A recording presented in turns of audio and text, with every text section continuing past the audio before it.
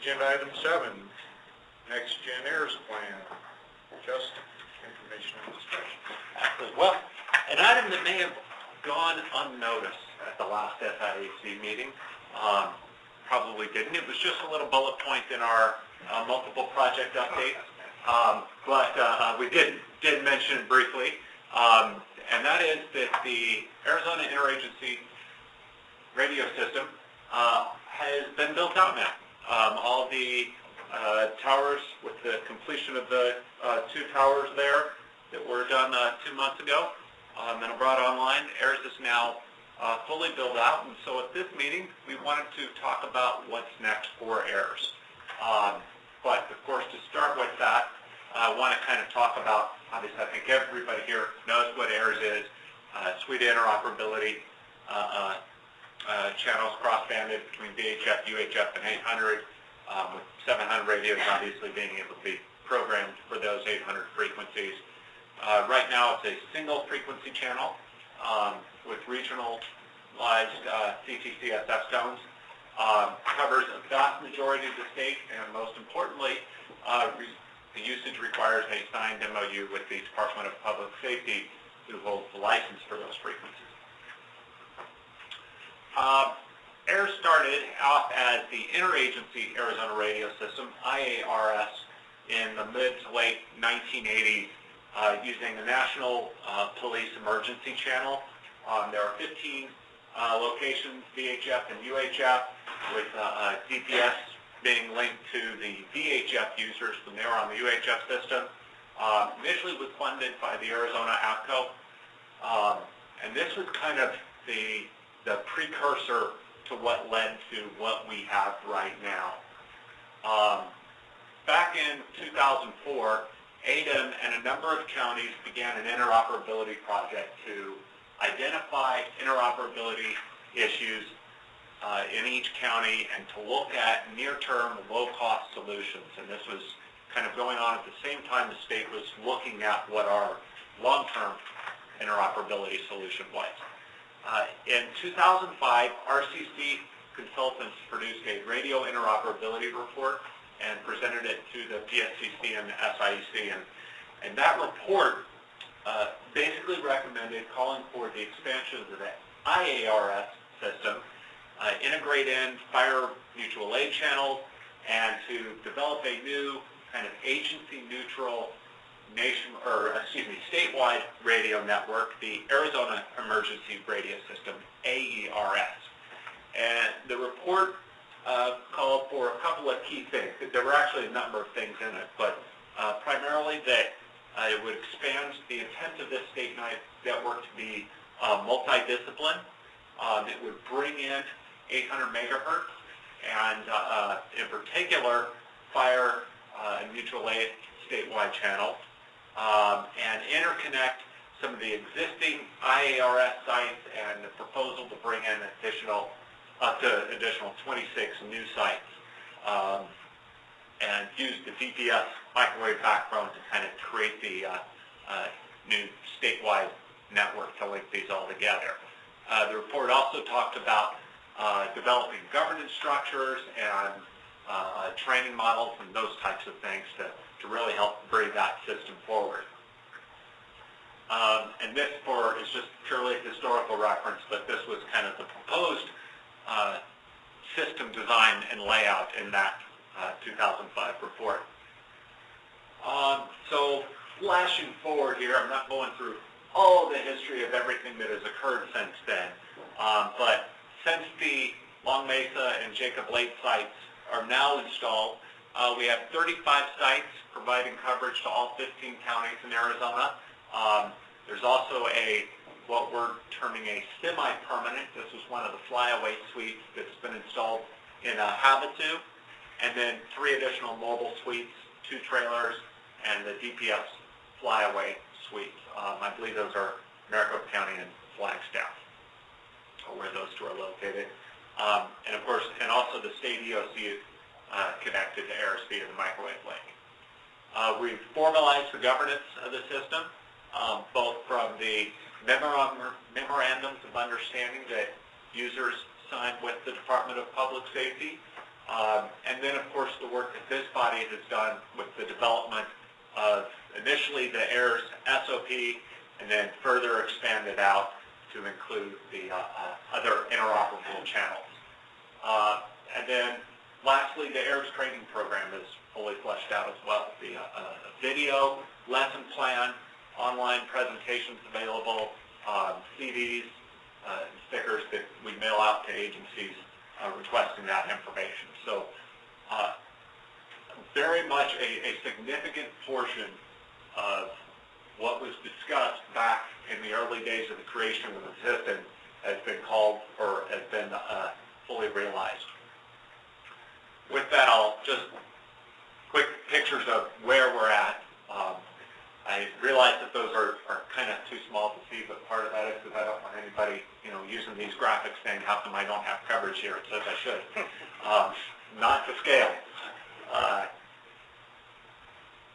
In end of last year, we received an award of technical assistance from the feds to conduct a radio frequency drive test. And so December 5th through the 16th, across the state's major highways, a team with a pretty impressive vehicle and a whole bunch of antennas basically did a giant route all the way around the state, starting in Yuma and then ending back over in Yuma. The nice thing about that drive test is that it really validated a lot of the existing computer model coverage maps that we already have. We did find an issue with one tower that was good to know about and got corrected. But for the most part, we now have some very detailed coverage maps available in a KML file format, Google Earth file format, that allows folks to kind of zoom in on the AIRS coverage within their region and choose, the specific bandwidth and propagation of. They have both mobile and portable predictions, right? Correct. Correct. So, if you want to look at what AIRS portable coverage is in a specific area, these Google Earth files are going to allow you to zoom down in and see where you may or may not have coverage. Obviously, it is not a representation of exactly where coverage is, but it is a planning tool for COMELs and others to look at. So moving forward, what we are proposing is working with the SIEC and Department of Public Safety is to develop a procedure that will allow jurisdictions to expand AIRS within their community. Obviously, at a high level, any changes to the AIRS system would have to have approval of the SIEC and DPS. The concept would be that individual jurisdictions would look at the Google Earth maps, determine where gaps in coverage needs are within their area. Local agencies know where they operate the most and where they have coverage gaps and where they have needs for interoperability. And in particular, if there are areas within their jurisdiction that they feel that AIRS should be expanded to and would provide a significant interoperability solution, this procedure would be the process to follow to how to expand AIRS in their community. The equipment for the AIRS suites would be purchased, owned, maintained by the local jurisdiction. DPS would assist with the connection and bringing that online, that type of stuff. The document would also cover, the technical requirements, the equipment requirements that are needed from site access, how to connect to DPS, the specific types of equipment that would be needed, power needs, that sort of thing. And then also discuss funding options. This year, one of the things that has helped to drive this concept was this year there was a grant application submitted for the purchase of an additional AIRS suite. And so we want to encourage regions to speak with their cooperating agencies. AIRS is an interoperability solution, and so if you're wanting to propose a grant project on this, then you also should have the support of all the other agencies you're going to be interoperating with. So part of this document will have language and suggestions for how folks can apply for grants to expand AIRS. And reiterate the fact that the approval authorities and the process would, once funding has been obtained, would come through this body for approval first. I'm assuming SIEC gives its blessing, then go to DPS for final technical approval, since anything touching and going on to their system would need their final say. And of course, throughout that process, working with folks at Wireless Systems Bureau along the way to say, yeah, you're headed in the right path. So that is the proposed kind of high-level concept that I'd like to submit to you for your comments and thoughts on this. If this is kind of what makes sense moving forward with AIRS.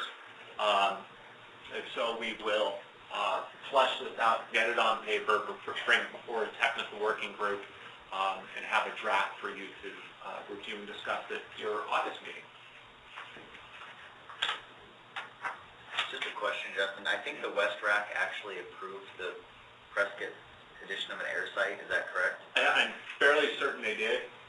So they're pending the outcome of this before they proceed with that site, obviously.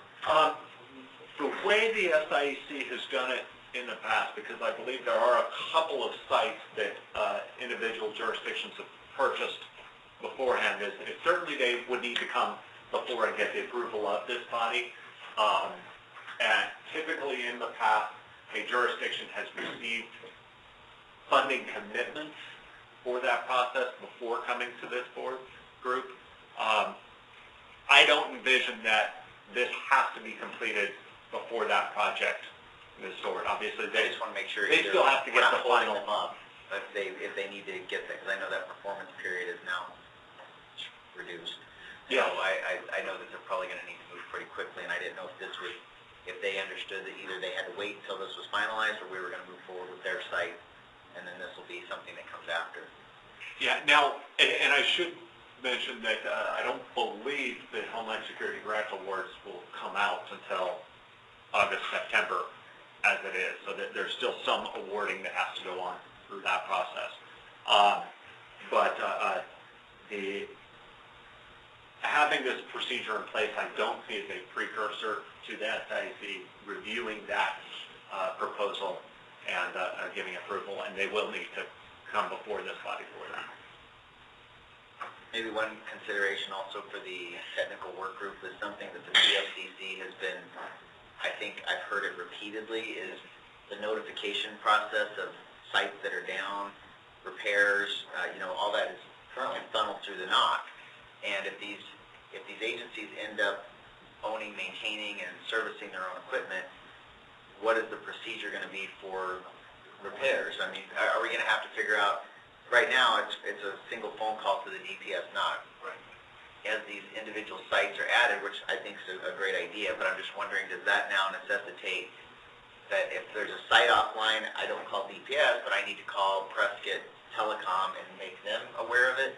Or is the expectation, and I guess this is something DPS will have to commit to, that service request will still go through DPS, and then DPS will funnel those out, or maybe DPS doesn't want to be in that business, and then it's up to, maybe we have to start figuring out who do you notify on a certain site when it's offline. I just know the PFCC, and particularly Dan, has repeatedly brought this up over and over again as far as the status, what's online, what's offline, what's the status of certain locations, and I think as we start farming these out to individual jurisdictions, that might complicate that whole process a little bit. We'll look into that. That's a very good point.